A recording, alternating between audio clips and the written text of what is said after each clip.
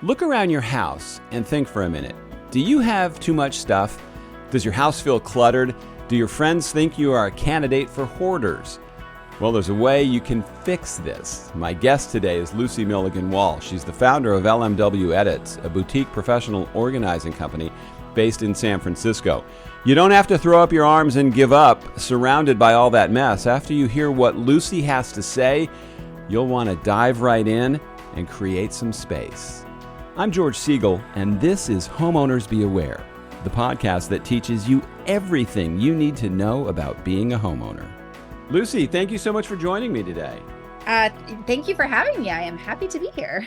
All right. Now, as I look over what you do, and I find it fascinating because we could do this entire podcast just on the mess in my house and how I would need you.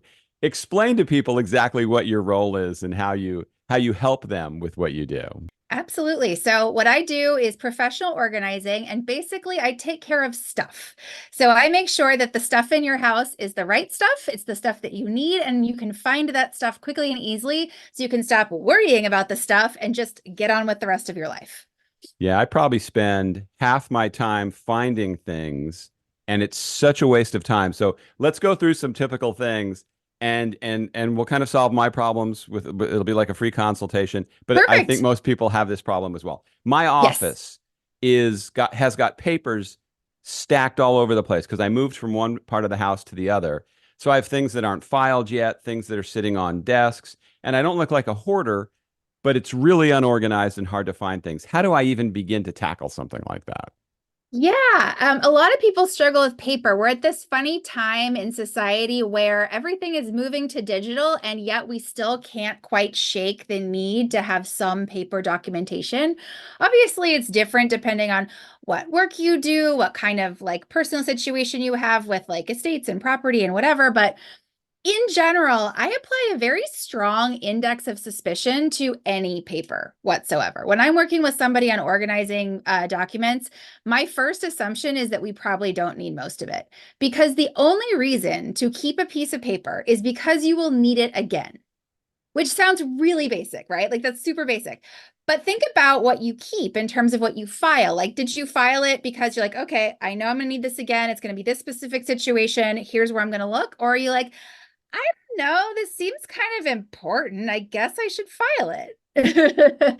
And so with my clients, I'm drilling down to why do we need this, exactly what for, and then where do we store it, how do we file it so that you can find it again when that occasion comes. Yeah, and I'll give you an example. Like if a trade comes out, a plumber comes out, or Yes. somebody installs shelves, or somebody puts something in the yard, I just tend to have that receipt from them somewhere. And okay, so why do I need that? Well, 3 years from now, or 3 years ago when I had that person here, now I need them again. So I'm at a loss of how I would even move forward to get started tackling this. Yeah, absolutely. So for someone like you, it's sounding like the reason you need that information is its contact info. So then I'd like just rip their business card off the invoice or whatever and have a folder that just says home professionals I like. There it is. And then when you're looking for a project, you're like, all right, there's the plumber I use, there's the contractor I used. Perfect. I mean, obviously, if something was done to improve your home that you aren't going to take with you and you own your home, you do want to keep the whole invoice because that's sort of like helpful for valuation of your home. But if you rent or it's something you can take with you or it's just a basic repair, you don't actually need to keep the whole invoice. Okay, now another thing I see when we walk our dogs around the neighborhood is some people, when they open their garage, it looks like it's just a thing of beauty, organized, not trash everywhere. And then you see garages where they look like they're an episode of Hoarders, where there is stuff everywhere. What do you do about that? With garages, they become a dumping ground, right? Like that's just like, I don't know where to put it. I'm just going to shove it in the garage. Basements, attics, also similar. And so when I'm working on a garage with somebody, it's about what in here do we actually need? I mean, it's back to that, right? And a lot of times in garages, you will find items left over from a previous activity, a previous home, someone who used to live in the home and doesn't anymore. And they just kind of make their way into the garage by default. And so just asking the simple questions of like, do you still ski, for example? And in this case happens to me a lot because I live in San Francisco. We have access to mountains. There are a lot of people who ski. I myself am a skier, and I can tell when they don't actually ski anymore because I know how old those skis are. Yeah. So there's a little bit of insider info I have about certain activities, but it can be the same with camping gear. Like, is this camping gear in good enough repair that you could use it tomorrow? Yeah, so if you still have wooden skis in your garage, that's Right, probably. right. Well, hang those suckers up. It's great decor. Yeah. Now another one. Okay, in a laundry room, it Yes. seems like screws, bolts, hardware stuff all gets thrown in drawers, and all of a sudden you've got these drawers full of stuff.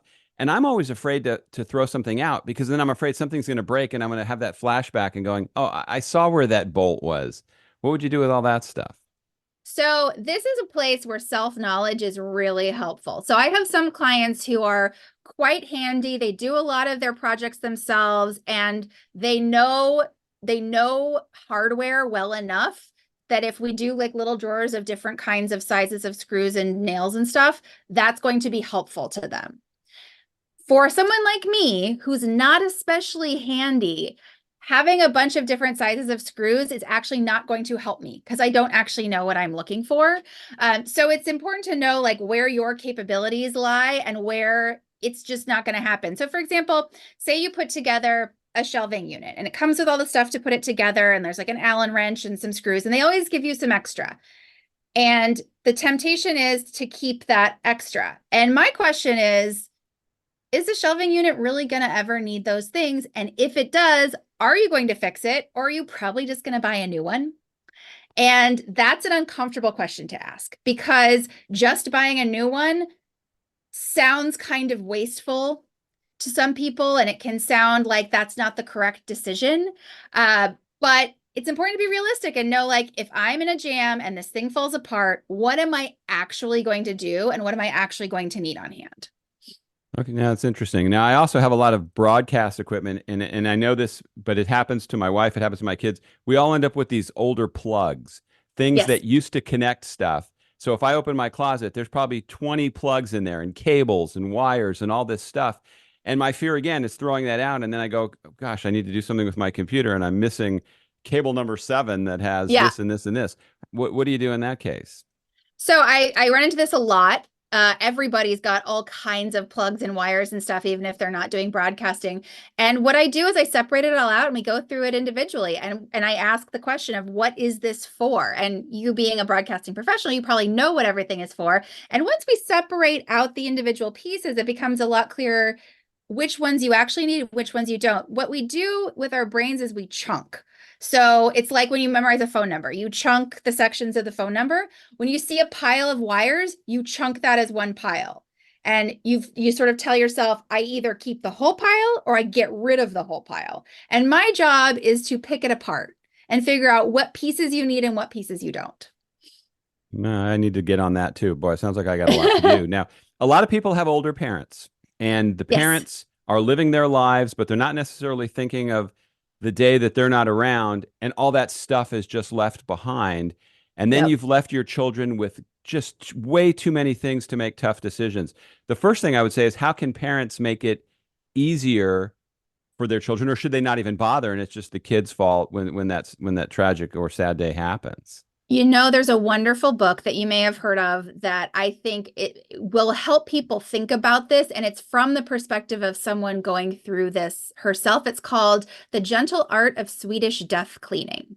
And it is written by an elderly woman who has done this process herself. And she sort of lays out not only how you do it, but why you do it. And I think it's so helpful because, coming from me telling a senior person that they need to clean out their stuff so they don't burn their children, that can be a little presumptuous sounding because I myself have never been in their shoes. I don't know what that's like. And I try to greet moments like this where things can be very emotional with a lot of empathy and a lot of understanding.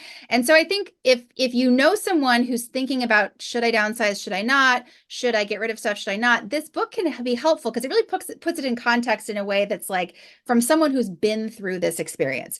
I generally think if someone is older and they're thinking about this and they're thinking about what they're going to do with all of their stuff, you're already on the right track. You're already thinking into the future about what life is going to be like for your children. And I think that's a huge gift. And I do believe that the more you can do now to save your kids from having to go through all the stuff, the better it is. Because what we have is sort of the sandwich generation, right? The people who have both young children to manage and senior parents to manage. And, these people are trying to raise their kids. They don't necessarily have bandwidth in their lives to take on the project of dealing with a deceased parent's lifetime of belongings. And many people do, and that's great. But from my perspective, it would be an incredible gift to not force your kids to do that. Yeah, we can also turn that completely around. So, because I experienced this when my father passed away, is you go into their closet and you just don't even know where to start. I saw it with Yeah. my dad when his mother passed away, where he was just sitting in her house surrounded by all this stuff, just paralyzed, not knowing what to do and how to even approach something like that. Yeah, it's really difficult because when you think about things, truly it's just stuff. The memories are in our brains and our hearts. They're not in the things. And so once the person to whom these things are attached is gone, the things tend to lose a lot of meaning, especially if you didn't have the context previously. So again, for someone who's thinking about what they're leaving behind, to at least sit down and have some conversations of like, this is important. This is not, don't worry about it. At least give people the lay of the land. Yeah, I think one of the things that makes that more difficult is then when you hear stories about somebody that just cleans out everything, and then there's some garage sale where some valuable painting ends up being Yeah. discovered that you had no idea about. And there's also that fear of giving away some kind of family heirloom or something of value that then you'll never get back. Yeah, and I think that's where the value of working with professionals comes in. I don't specialize in estate clearouts myself. There are many organizers who do, and they can really help a family go through stuff and identify what might have some value and what is just kind of not worth their time to deal with. And so I think worrying about something of value not being capitalized on can be very paralyzing. And when it comes to getting rid of things that might have value, even if it's not in a downsizing or an estate situation, I encourage my clients to think about, the trade-offs. There's always a trade-off when it comes to stuff. If you're going to keep a bunch of stuff in case it has value, that has a cost. It has the cost of you storing the stuff, you cleaning the stuff, you taking care of the stuff.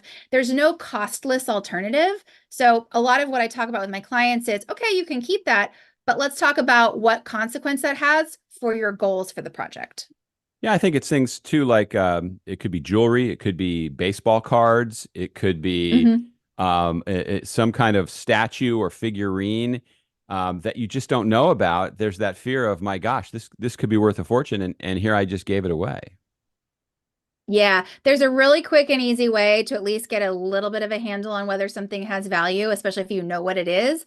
Go on eBay, search for that item, and click on sold. Not what people are listing it for, what it actually sold for. And that will give you at least a quick and dirty, like, all right, okay, this has some value. Or like, it sold for 25 bucks. All right, whatever. Okay, now here's another problem. Again, this one's mine, but I'm sure a lot of people can relate to it. I have a 17-year-old and a 13-year-old, and a few weeks ago they decided to swap rooms. And Oh, just yeah, just seeing what each kid took out of their room and moved to the other room exposed how they had way too many things. Man, it's tough to get your kids to get rid of things. How do parents Mhm. tackle that? So I actually work with teenagers quite a bit, and I really enjoy it because a teenager will tell you what's up. They will be really straight up with you. They will be super honest, and we have some really great conversations. And I love working with teens too because it's a chance to set them up for success before they sort of calcify their ideas of what like adult life should be. Um, but it's working through the process with a goal in mind, which is the same way I approach any project for an adult. Is like, all right, what kind of space do you want to live in? What kind of life do you want? And then going through the stuff in the space, and does this stuff support that or does it take away from that? And I think sometimes we get in a mind frame where it's just like, hey kid, you got to clean your room. Like, just go clean your room, just deal with it. But taking a step back and sort of walking them through the whole process can be a lot more, can have a lot better results in the end. And you're sort of, you're respecting their autonomy, right? Like, you're empowering them to make decisions about their space instead of like Go clean your room. Well, this it's tough, and I think especially with teenage girls. My Mhm. daughter on her bathroom counter, and that's one of the reasons they switched because this room had a bigger bathroom. There's products all on the counter, all in the shower, all under the sink. I mean, I would think you would need two or three things. I wouldn't think you would need 200 things. So getting kids to pare that stuff down is like pulling teeth. Yeah, we actually do a lot of projects like that.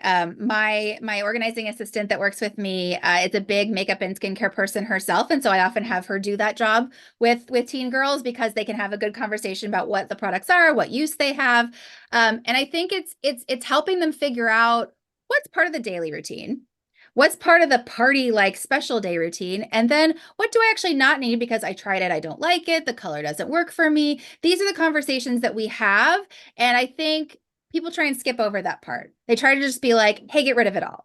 But we have to have the conversation to understand what we want to get rid of and why. Now, it's part of working with clients. Once you've helped them get rid of a lot of stuff, they are on kind of a maintenance program. So when new stuff comes in, they know how to avoid getting to where they were when they had to get rid of all of it. So I will say a point of pride is that I have very few recurring clients. My structure of the way I work is to set someone up with a system that they can maintain so that even if they fall off the wagon a little bit, the structure is still there and they can come back to it on their own time. I get return clients when people are repurposing a space. For example, say we organized a home office and now they're having a baby and that needs to be a baby's room. We'll do that. But I try to avoid a maintenance program because I don't want people to become dependent on me. I don't think that's particularly healthy. I want to know that I have taught them the skills that they need and they can come back to that whenever they want to. Do you have an example that you can share of maybe the worst situation you ever walked into where you're going, "Oh my God, this is just going to be difficult." So I will say I don't take on any job that could be classified as above level 1 hoarding. There is a clutter and disorganization scale that goes from 1 to 5. I don't do anything above a level 1. Level 1 is sort of light clutter in multiple rooms, which most people have, honestly. So we're all a little bit hoarder inside. Um, that's not the kind of work I do. I know that about myself. I refer to other organizers. That said, I think what is very difficult, and I really try to screen for this in advance. If someone is not willing to change how they do things, it is not possible to help them get organized because just doing more of what you did before is not going to get you different results. So if someone is saying, I want you to come in and wave a magic wand and make it all good, but I'm not going to change a single thing about the way I operate, I can't help them. I imagine minimalists are bad for your business. Minimalists are great because it's hard to become a minimalist. People need a lot of help. And I've actually had multiple clients who have said, I want to become a minimalist. And then in the process of working towards it, realize they're not ready. It's not for them. I had a client whose stated goal was to become a minimalist, and it was a very tightly packed, clean, nice, but tightly packed space. And so, and we kept working through it, and this client just was not willing to get rid of anything. Like I said, not willing to change. And so finally I had a brainwave. I was like, let's just see if this is what you really want. So I picked a corner of the space. We pulled everything out of it, and I said, we're going to add back things one at a time until you decide that's the minimalist look you're going for. So we did that, added back a lot more stuff than I would personally define as minimalism, but that's fine. It's all the client's choice. And then I said, okay, now turn around and see how much stuff is left that you didn't add back that was there before. It was quite a bit. And the client was really stunned and also realized that they were not ready. They could not do it. This was not going to be possible for the rest of the space. And so it was a failure, but I treat it as a success because I was able to help the client understand how or how not they were able to come to the goal. That's interesting. I think anybody that's ever gone house hunting knows when you walk into a house that they really want to sell it and it's staged to show, so it looks like there's a lot of room. And then you walk into some houses that look very lived in, where there's stuff everywhere, and it's hard to get it's hard to see it the same way. So it even hurts your value if you're selling your house. You really want it thinned out, don't you? Yes, you want as little as possible. And it sounds, people have a hard time with this because it sounds like The realtor is telling you to get rid of your personality and get rid of what means something to you. But in fact, selling a house is a financial transaction. It's not about you. It's not about your family. It's not about the memories and the wonderful times you had in this space. It's about the financial transaction and getting the most value out of it that you can. So if you're able to take your own identity out of the process and just say, what do I have to do to maximize value in this transaction? That reframe can really help. Okay, and so let's come back to my problem one more time, just so I can come away with something here. So my office, you see this interesting set behind me, which is Mhm. organized. There's a method to the madness, but my desk has all these papers. Do I just start one at a time and just start whittling away at it? So I'm just thinning that out. The bad news is it does take time and it has to be gone through step by step. I am often in the position of telling people that there are no shortcuts. The fact is there's a whole pattern that got you here, and you have to understand that pattern to be able to move forward. And I often find myself saying your clutter and your stuff tells you a story. It tells you a story about the choices you make, the things that are important to you, how you live life on a daily basis. And when you can understand that story, then you're in a position to possibly change the pieces of it that aren't working for you. But if you don't know what's going on, and if you just either dump everything or leave everything, you're not really understanding what has led you to this place. And for people that are tackling a whole house, where's a good place to start? Is there a place where you kind of start here and then work your way through? Do you just pick what you think is the worst? Start with that? I have two ways that I start. For a client who is really motivated and they want some results fast, I pick the spot that they use the most so that it will make the biggest immediate impact on their daily life. If I'm working with someone who is more fearful of the process, not sure it's going to work for them, I start with something small, really small, like maybe even just like a corner of a room, just so that they can feel like, oh, I understand how this works. This is going to work for me. Now I'm ready to tackle something a little bit larger. So it sort of depends on what energy you're coming into the project with. Okay, now what should it typically, and I know it's probably different in every part of the country, to have somebody, a professional, come in Mhm. and help you tackle this? Is there a range of what people can understand that it might cost them? There is a range, and of course, it depends on what market you're in. It also depends on how experienced the organizer you're working with is. You can find somebody on TaskRabbit for 25 bucks an hour. You are going to get a 25 bucks an hour experience. I'm sure that TaskRabbit person is wonderful and they're going to do their best for you, but they don't have the years of experience and working with multiple types of clients. As I say to people, I have a lot of data. I've been doing this for 10 years. So I have a lot of clients, I have a lot of experiences, and I can give people a better idea of what happens when they make certain decisions. Someone who just started out, who doesn't do this full time, they just have less data, less experience. But yeah, in major, so I'm in San Francisco, major market, you're probably looking at around $100 to $200 an hour. If you're in a smaller market, you're looking at maybe 50, 75 an hour. It really depends on where you are and how much experience you want your organizer to have.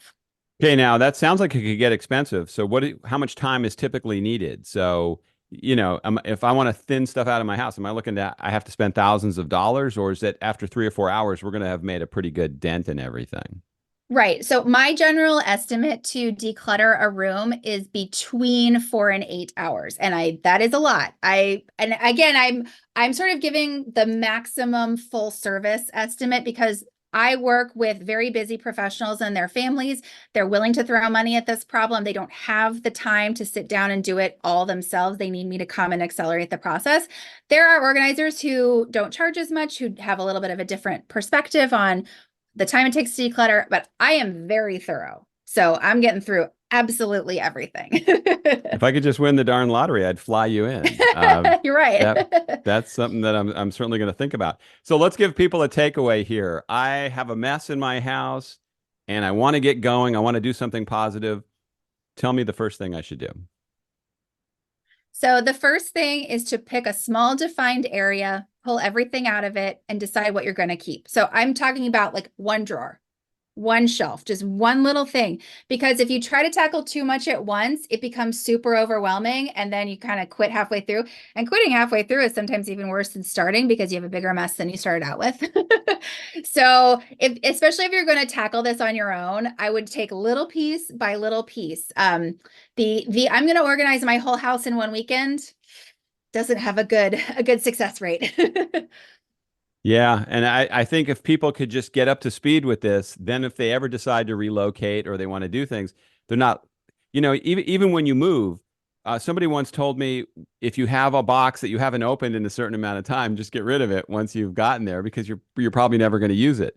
What do you think about that? Yes, I absolutely agree. And I would say a corollary, which is the experience of throwing something out and the experience of putting it in a box in the garage are functionally the same day to day. You're not looking at it. It's not part of your life. It's not there. So if the impulse is I'm going to box this up and leave it for later, I would examine that impulse. Well, you've motivated me. I'm going to start making a dent in this office today because it just Amazing. drives me crazy. And I always feel like Yeah. I just didn't complete something. And then I get really OCD about what do I, it's just then everything just completely unravels. Yeah, I always tell people too, like, don't worry about it being perfect. Don't worry about getting it all done at once. Every little step you make is a step in the right direction. And with stuff like organizing, we often let perfect be the enemy of the good, and that doesn't really help. Yeah. So with the office, a lot of files, maybe just scan stuff and just have it all electronic and don't even file the paper. Absolutely. And then before you scan, do I even need to scan this? Because back to trade-offs, scanning is not costless. It takes your time. Yeah. And scanning is actually kind of slow unless you're outsourcing it completely, in which case then there's a monetary cost there as well. So even with digitizing, keeping in mind like what information do I actually need and I can't find anywhere else? And what information do I not really need at all and I don't need to scan? All right. Well, hey, Lucy, so much great information. Your plane ticket will be in the mail, so I can get you down, Amazing. get you down here to Florida. But thank you. This has been great. I really appreciate your time, and all your contact information will be in the show notes, so people can follow you on social media and get in touch with you. Fantastic. Thanks so much for a great conversation. I'd love to hear your stories, good or bad, of experiences you've had as a homeowner. There's a contact form in the show notes. Let me hear your story, and you may end up being a guest on an upcoming episode. Thanks again for listening today. See you next time.